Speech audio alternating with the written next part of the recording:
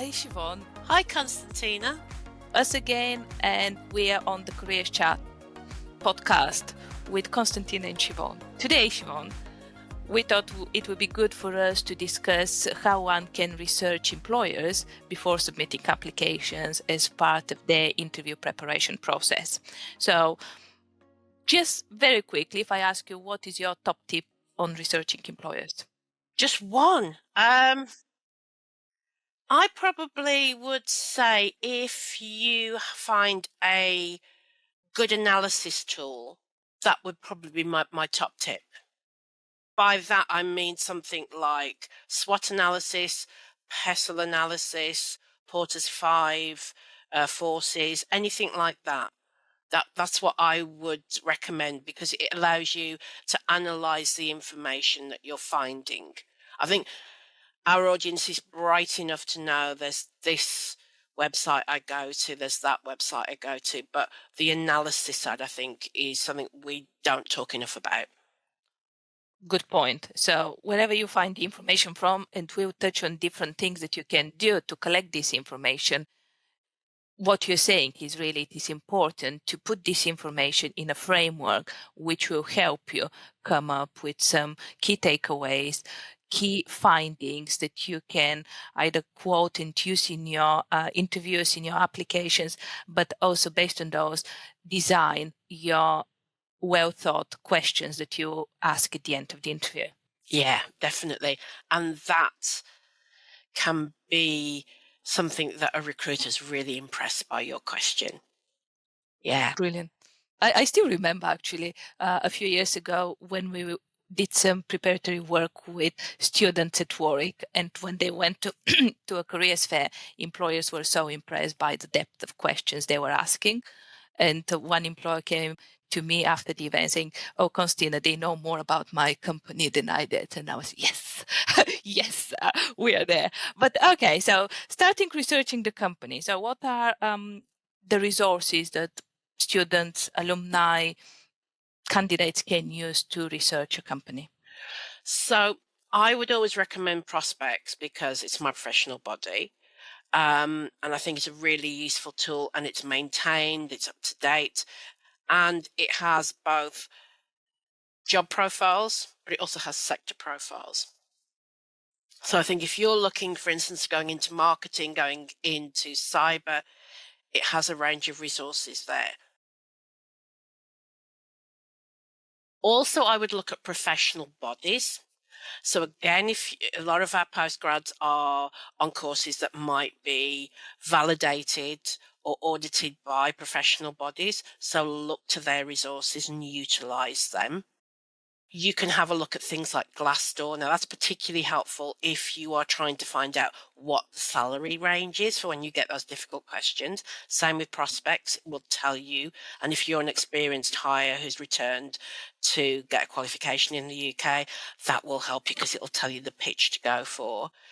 Then there's lots of different resources that the careers services up and down the UK offer.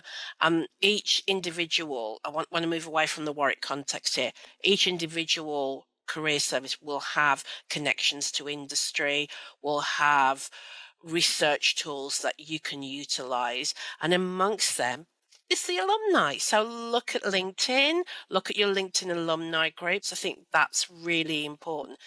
And I think if you are somebody who's about to come to Warwick or other university, then have a look at what the alumni are doing, do your research, see what LinkedIn groups that you can join before you even come here. I think that's a key message there. I think LinkedIn is great for networking, but it's even better as a research tool. It is good. But I always think the company's website is a good research tool. I don't think you can go for an interview without diving deep into the company's website just to Yeah. understand, including reading their news page. You know, they have press releases, news Yeah. pages, because you need to have current information on what are the projects they're proud of, who Definitely. are the companies or the clients they worked with, what they might be looking into expanding or going into the next years or month, years and so on.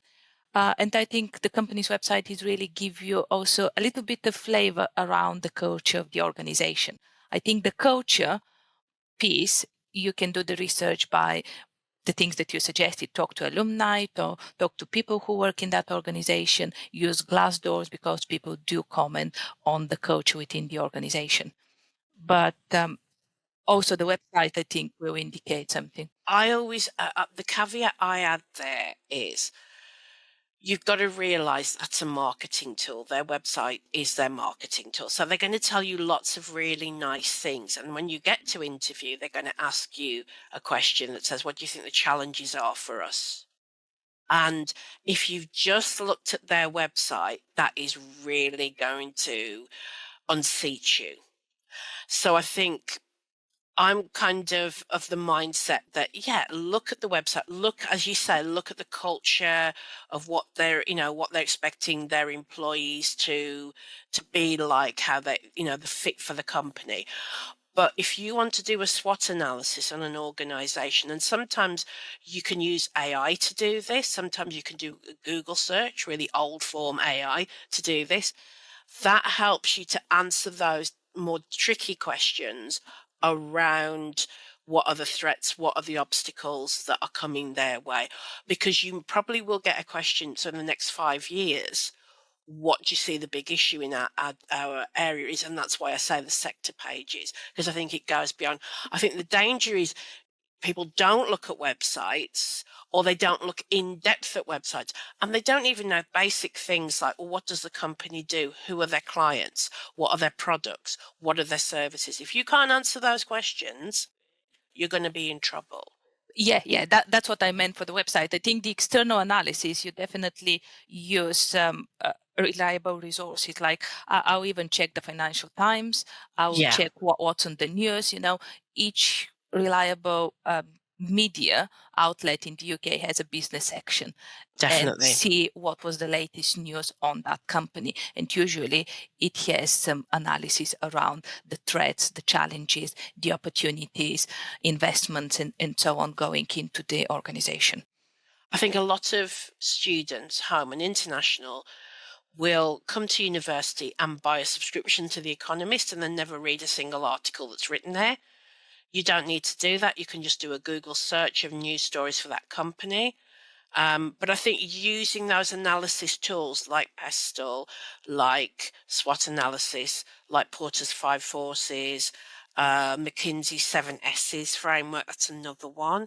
That basically is looking at strategy, structure, systems, shared values, skills, style, and staff. So if you do a reflection on the organization using those, you will be able to answer all of those questions. And as you say, come up with questions at the end of the interview that will be appropriate.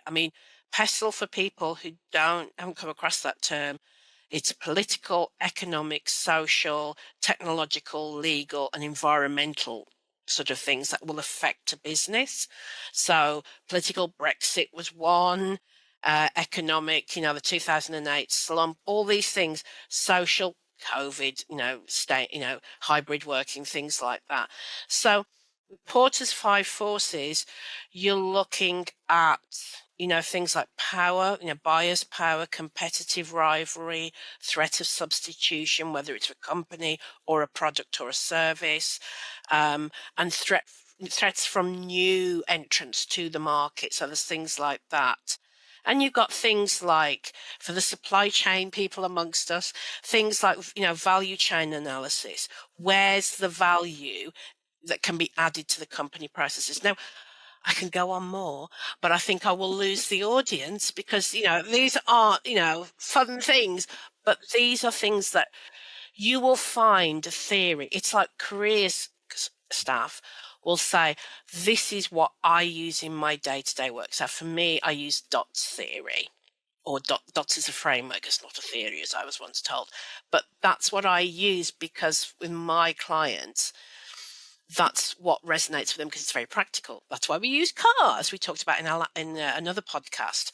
So Find the tool that works for you, because that will help you to get your head around.